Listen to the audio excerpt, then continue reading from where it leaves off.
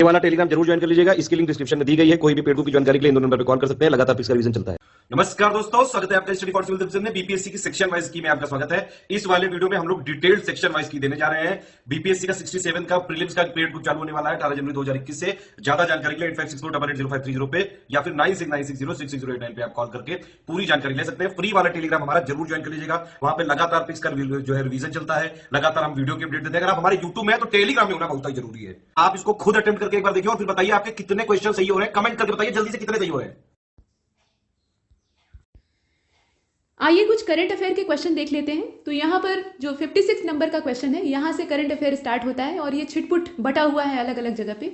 ये बीपीएससी का प्रीलिम्स का पेपर है और ये जो सीरीज नंबर है वो बी है। इसमें क्रम अगर आप जानना चाहें तो 56वें नंबर पे कहा गया है कि फिट इंडिया अभियान की पहली वर्षगांठ के अवसर पर फिटनेस की डोज आधा घंटा रोज अच्छा है। इस मंत्र को किसके द्वारा दिया गया था? तो ये पीएम मोदी जी का काम है, उन्होंने दिया था इसे। इसके बाद 57 नंबर का जो क्वेश्चन है इसमें देख लीजिए, राजमाता विजया राजे सिंधिया इनके 100वें जन्मदिन पर यहाँ आप देख रहे हैं प्रधानमंत्री मोदी जी ने जारी किया था 100 रुपए का सिक्का। यहाँ जो क्वाइन जारी होता है वो 100 रुपए का होता है, उसकी मूल्य यहाँ दी हुई है। इसके बाद 58वें नंबर के प्रश्न को देख लीजिए। इसमें कहा जा रहा है कि किस राज्य की लघु वृत्त चित्र ची लूपो इसने दादा साहेब फाल्के पुरस्कार 2020 जीता है? तो ये अरुणाचल का काम यहाँ पे काम है, इसे आप देख रहे हैं। अरुणाचल की ये जो लघु वृत्त चित्र है यानी एक छोटी सी फिल्म है, ची लूपो इसका नाम है, ये दादा साहेब फाल्के अवार्ड को जीती है 2020 का। इसके बाद नेक्स्ट क्वेश्चन नंबर 59 को देखिए। इसमें कहा जा रहा है कि किस निजी क्षेत्र के बैंक ने किसानों के लिए ई किसान धन नाम का जो एप्लीकेशन है उसको लॉन्च किया है?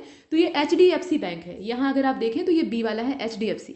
इसके बाद 60वें नंबर के प्रश्न को देखिए। इसमें कहा जा रहा है कि भारत ने किस शहर के अंतर्राष्ट्रीय हवाई अड्डे पर सबसे पहले कोविड-19 परीक्षण की शुरुआत की थी? तो ये मतलब शुरुआत करना या सुविधा प्रदान करना वही बात है। तो ये दिल्ली होगा। दिल्ली का जो यहाँ पे हवाई अड्डा है, अंतर्राष्ट्रीय हवाई अड्डा, वहाँ से इसे शुभारंभ किया जाता है। इसके बाद 61वें नंबर के प्रश्न को देख लीजिए। यहाँ कहा जा रहा है कि राफेल फाइटर एयरक्राफ्ट को किस वायुसेना स्टेशन पर औपचारिक रूप से भारतीय वायुसेना में सम्मिलित किया गया था? ये एकदम से जो स्टडी फॉर सिविल सर्विसेज का करंट अफेयर है वहीं से सीधे प्रश्न पूछे गए। तो ये अंबाला का था। अंबाला वाला जो यहाँ वायुसेना का बेस था या स्टेशन था, वहाँ पे इसे उतारा जाता है। इसके बाद देख लीजिए यहाँ 62वें नंबर के प्रश्न को। इसमें कहा जा रहा है कि भारत की पहली स्वदेशी एंटी रेडिएशन जो मिसाइल है उसका नाम क्या है? तो उसका नाम रुद्रम है। यहाँ आप अगर देखें तो उस मिसाइल का नाम रुद्रम है। डी वाला इसका सही है। इसके बाद 63 को देखिए। इसमें कहा जा रहा है कि भारतीय क्रिकेट कंट्रोल बोर्ड के द्वारा किसे सर्व भारतीय महिला चयन समिति का अध्यक्ष नियुक्त किया गया है? तो ये नीतू डेविड जी है। इसके बाद 64 को देख लीजिए। यहाँ पर महिला एकल US ओपन टेनिस टूर्नामेंट जो 2020 है, इसको जीतने वाली कौन है? तो ये महिलाओं का जो इसमें प्रतियोगिता होती है उसमें नाओमी ओसाका ये इसको जीतती। इसके बाद 65वें नंबर के प्रश्न को देखिए। इसमें कहा जा रहा है कि 4 अक्टूबर 2020 को आयोजित लंदन मैराथन में प्रथम स्थान पाने वाला एथलीट कौन सा है? तो ये शूरा किटाटा है। यहाँ पे इनका नाम आप चुनेंगे। इसके बाद आगे चलते हैं। 66वें नंबर के प्रश्न को देख लीजिए। 15 अगस्त 2020 को MS धोनी के साथ किस भारतीय क्रिकेट खिलाड़ी ने अंतर्राष्ट्रीय क्रिकेट से संन्यास की घोषणा की? इन्होंने अब सन्यासी जीवन जीने का फैसला कर लिया है क्रिकेट से। तो ये सुरेश रैना थे। दोनों जने ने यहाँ पे संन्यास लेने का फैसला किया। इसके बाद नेक्स्ट यहाँ पर अगले प्रश्न की ओर चलते हैं, यानी 67वां। इसमें कहा जा रहा है कि हाल ही में किसे नेशनल स्कूल ऑफ ड्रामा का अध्यक्ष नियुक्त किया गया है? तो ये परेश रावल जी हैं। इन्हें आपने देखा। इसके बाद रक्षा अनुसंधान और विकास संगठन का तत्कालीन प्रमुख कौन है? तो इस समय डॉक्टर जी सतीश रेड्डी ये जो है इसके मुख्य हैं, चीफ हैं। इसके बाद आप 69वें नंबर के प्रश्न को देख लीजिए। यहाँ पर कहा जा रहा है कि किस विषय के लिए डॉक्टर बुशरा अतीक और डॉक्टर रितेश अग्रवाल को शांति स्वरूप भटनागर पुरस्कार 2020 के लिए चुना गया है? तो ये विज्ञान के क्षेत्र में दिया जाता है, आप जानते हैं, और यहाँ पर चिकित्सा विज्ञान के क्षेत्र में इन दोनों जने को दिया गया है। इसके बाद नोबेल शांति पुरस्कार 2020 इसके लिए किसे चुना गया है? तो यहाँ देखिए किसी व्यक्ति को चुना जाए यही आवश्यक नहीं है। ये जो चयन होता है ये संस्था का भी हो सकता है, किसी चीज का भी हो सकता है। तो यहाँ विश्व खाद्य कार्यक्रम जो है इसके लिए इसको चुना गया। यहाँ तक आपने देखा। 71वें नंबर के प्रश्न को देखिएगा। जैसे शांति का नोबेल आपने देखा, वैसे ही साहित्य का जो नोबेल है वो आवाज के लिए दिया गया है इस बार वाला। तो ये विचित्र ढंग से भी दिया जा सकता है, मतलब एक परंपरागत तरीके से दिया जाए वो आवश्यक नहीं। यहाँ 71वें नंबर का जो प्रश्न है उसको देख लीजिए। किस भारतीय फिल्म अभिनेता को टाइम मैगजीन ने 2020 के सबसे प्रभावशाली 100 लोगों की सूची में शामिल किया है? तो ये आयुष्मान खुराना है। इनकी बहुत सारी मूवी आपने देखी होगी। इसके बाद 72वें नंबर का जो प्रश्न है उसको देखिए। यहाँ पर कहा गया कि हाल ही में किसने भारतीय समुद्र तटों को ब्लू फ्लैग जो सर्टिफिकेशन होता है उसके लिए अनुशंसित किया है। तो ये कितनी संख्या में है ये आपको बताना था, तो इसमें संख्या दी है 8 होगा इसका। इसके बाद 73वें नंबर के प्रश्न को देख लीजिए। रामविलास पासवान ने अपना राजनीतिक सफर किस राजनीतिक दल से प्रारंभ किया था? तो ये संयुक्त सोशलिस्ट पार्टी है जिससे इन्होंने अपना राजनीतिक सफर शुरू किया था।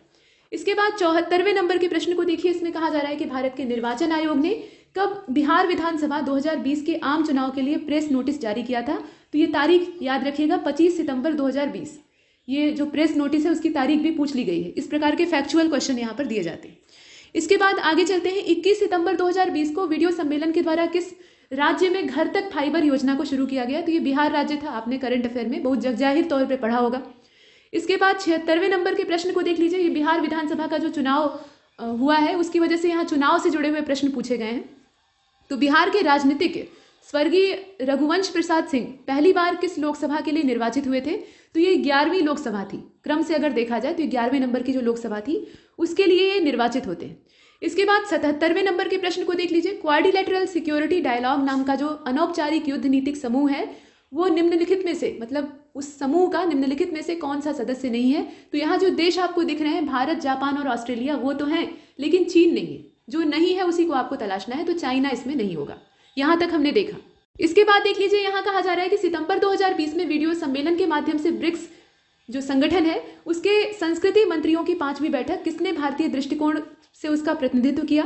तो यहाँ पर प्रहलाद सिंह पटेल जो हैं ये भारत की ओर से इसका प्रतिनिधित्व करते हैं। इसके बाद 79वें नंबर के प्रश्न को देखिए। इसमें कहा जा रहा है कि जून 2020 में 36वां आसियान शिखर सम्मेलन वर्चुअली यानी डिजिटल तरीके से कहाँ पर आयोजित किया गया? तो ये वियतनाम का क्षेत्र था, इसे आपने देखा। ह्यूमन कैपिटल इंडेक्स 2020 इसमें पहले स्थान पर कौन था? सिंगापुर था, इसे ध्यान दीजिएगा।